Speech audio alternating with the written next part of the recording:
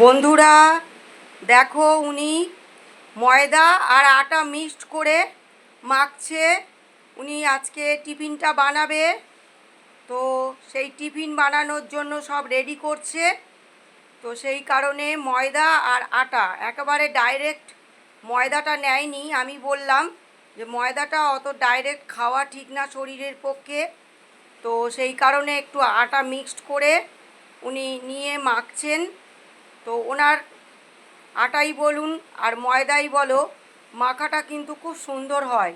তার জন্য পরোটা, লুচি, রুটি যাই করো না কেন খুব সুন্দর সফটি হয়, খেতে খুব ভালো লাগে। তাই ওনা যখন বাড়িতে উনি থাকেন তো ওনাকে দিয়েই আটা ময়দাটা মাখাই, কেন ওনার আটা ময়দা মাখার ধরনটা খুব ভালো। বন্ধুরা তোমরা দেখতেই পাচ্ছ, ভিডিওটা দেখবে, লাইক কমেন্ট